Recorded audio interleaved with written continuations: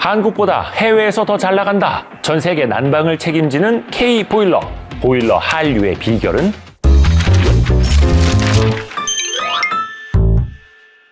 안녕하세요, 이대호입니다. 여러분 혹시 1990년대 초에 여보, 아버님 댁에 보일러 놔드려야겠어요 라고 말하던 그 CF 기억나시나요?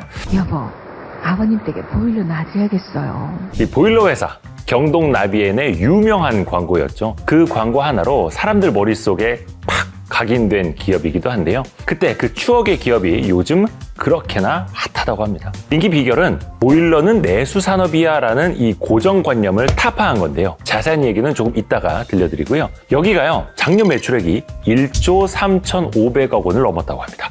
이게 전년 동기 대비 12% 정도 늘어난 겁니다. 작년 영업이익은 25%, 순이익은 무려 49%나 늘었답니다. 기업이 이렇게나 잘 나가니까 증권가에서도 난립니다. 여기 주가가요, 작년 한 해 동안 86%나 올랐어요.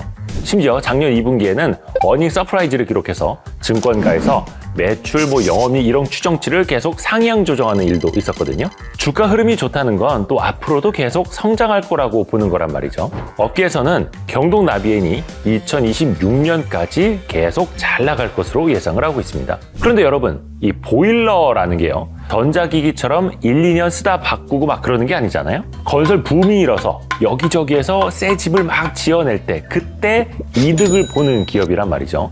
근데 여러분도 아시다시피 지금 우리나라 건설업 엄청나게 힘든 거 많이들 아시죠? 새로 짓는 건물이 없으면 당연히 보일러 수요도 줄겠죠. 거기다가 요즘 경기 자체가 안 좋으니까 보일러가 고장나지 않는 한 그 교체 시기를 최대한 미룰 수밖에 없고요.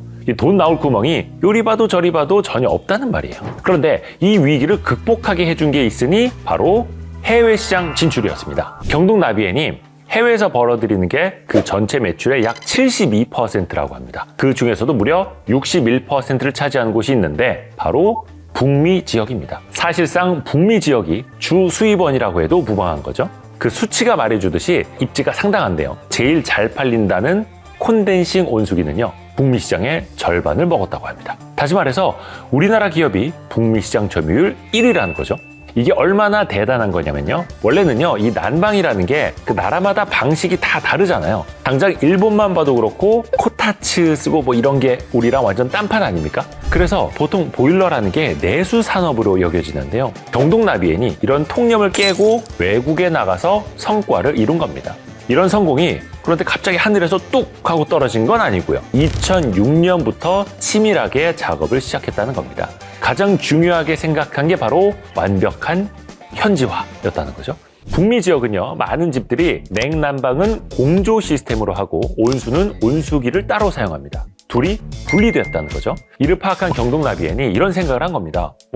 이거 온수기 시장도 노려볼만 하겠는데? 그러면서 북미 시장을 뒤집어 놓을 온수기를 개발하게 되는데요. 당시 북미에서는요, 지하실 같은 곳에다가 200~300리터짜리 큰 물통을 놓고요, 보일러로 하루 종일 그 물을 데워서 필요할 때 끌어다 쓰는 저탕 온수기 형식이 대부분이었다고 합니다.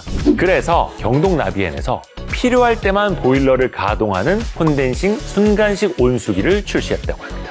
거기다가 이 에너지 소비 효율도 확 끌어올렸는데요. 저탕식 온수기의 에너지 소비 효율이 78% 정도였는데 외부로 빠져나가는 열을 다시 모아서 이 온수를 데우는 기술을 접목해서 92% 이상으로 만들어냈다는 겁니다. 그런데 사실 기술이 있으면 뭐합니까? 집이 그 기술을 감당할 수 있어야죠.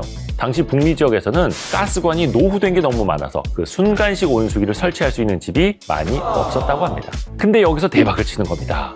가스관을 교체하지 않아도 쓸 수 있는 제품을 만들어낸 거죠. 이게 미국인들 마음을 흔든 결정타가 됐다고 합니다. 지금도 이 콘덴싱 온수기가 현지 매출 70% 정도를 차지하고 있다는데요. 원래 미국 순간식 온수기 시장은 린나이, 노리치 같은 일본 기업들이 차지하고 있었다고 하는데요. 일본은요, 목욕 문화가 발달해서 온수기 기술이 워낙 뛰어나단 말이죠. 근데 한국 기업이 일본보다 더 좋은 제품을 만들어내면서 점유율 1위로 올라선 겁니다. 이제는 경쟁사가 비슷한 제품을 만들 정도로 이 한국 제품이 북미 시장의 어떤 표준이 됐다고 합니다.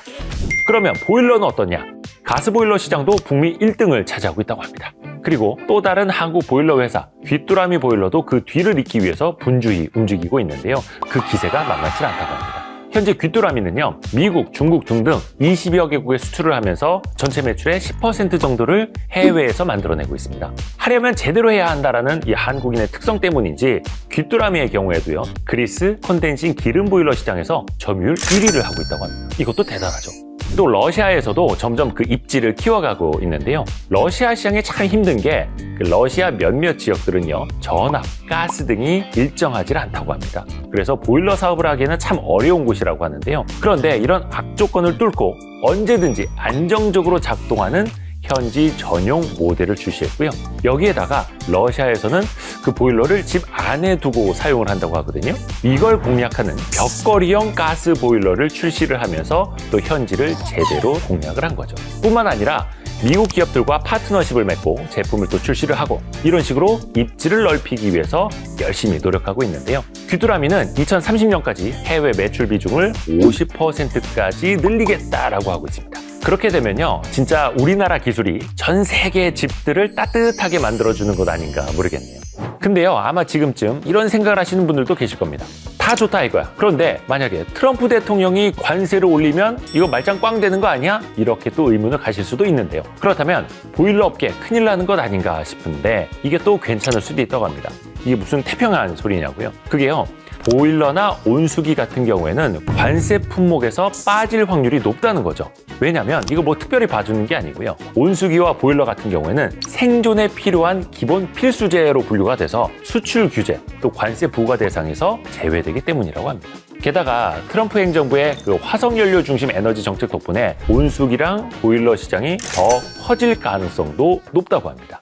그리고 또 주목해야 할 게 있는데요. 미국이요, 지금 주택 공급 부족 문제를 겪고 있습니다. 그것도 아주 심각하게요. 한 온라인 부동산 업체에 따르면요, 2022년에 800만 명 이상이 집을 찾으려고 했는데 렌트하거나 살 수 있었던 집은 한 350만 개 정도밖에 안 됐다고 합니다. 그래서 집값도 계속해서 오르고 있거든요. 2023년 미국 물가 상승률의 한 3분의 2 정도가 주거 관련 비용이었다고 하니까 말 다 했죠. 상황이 이렇다 보니까 트럼프 대통령이 연방 규제를 완화해서 신규 주택 건설 비용을 반으로 줄이겠다고 했어요. 아까 제가 앞에서 그랬죠? 보일러는 새 집이 지어질 때 호황이라고요. 만약에 미국에서 신규 주택 건설이 계속 늘어난다면 보일러 기업들은 호재인 셈인 거죠. 이런 상황 덕에 보일러 업계의 미래를 밝게 보는 전문가도 많지만요, 만약에 주택 건설이 좀 지연이 된다면 이건 또 다른 얘기가 되기 때문에 앞으로 미국이 이 문제를 어떤 식으로 타파해 나갈지, 또 그 영향이 이 보일러 업계에는 어떻게 미칠지가